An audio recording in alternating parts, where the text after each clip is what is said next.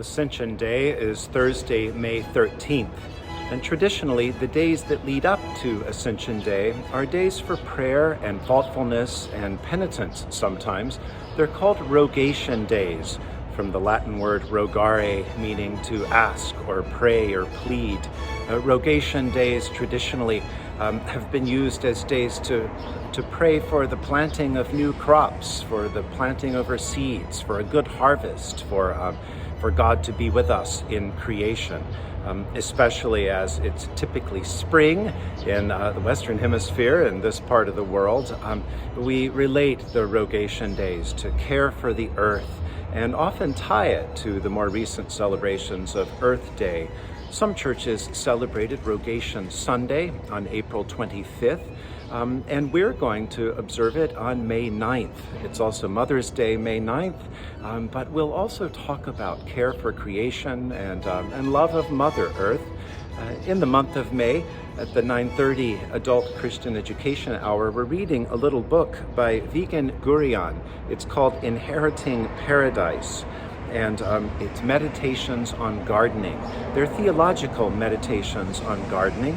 I invite you to read it along with us. You can find information on our church website. We have some hard copies here at church and can get them to you. You can order it online, of course, through any online bookseller. Some parts of it are a little theological and maybe a little deep with some words you might not be familiar with. So all the more, join us either in person or online through Zoom at 9:30 on Sundays. We'll continue to meditate on what it means for us to pray for creation, to pray with creation. In our recent Sunday morning series on art and the resurrection, we looked at a genre that aims to show the moment Jesus appears to Mary Magdalene that first Easter morning, but is mistaken as the gardener. Sometimes this is shown in a formal or stylized way. Fra Angelico shows this, but also emphasizes the light and the flowers. But other artists have had a little fun with the idea of Jesus appearing as a gardener. Albrecht Dürer's woodcut shows Jesus with a big floppy garden hat and a shovel.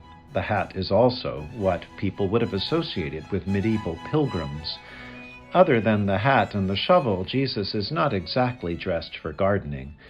Rembrandt's painting of 1638 is one of my favorites, showing Jesus with his big hat again and his shovel. And who knows if Rembrandt was perhaps influenced by the tulip craze of the 1630s, and so shows Jesus in a beautiful garden that also reminds us of Eden.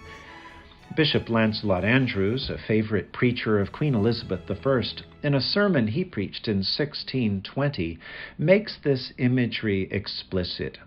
He preached, "Christ may well be said to be a gardener, and indeed is one of the first, the fairest gardener that ever was in paradise. He was the gardener, it was of his planting. And ever since it is he that as God makes all our gardens green, sends us yearly the spring and all the herbs and flowers we there gather, and neither Paul with his planting nor Apollos with his watering could do any good without Christ. He it is who gardens our soul."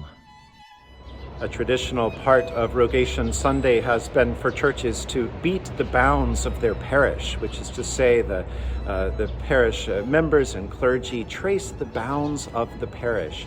Since our parish in many ways has no bounds, I encourage you simply to get outside these Rogation days, to enjoy creation, to give thanks for all God's blessings.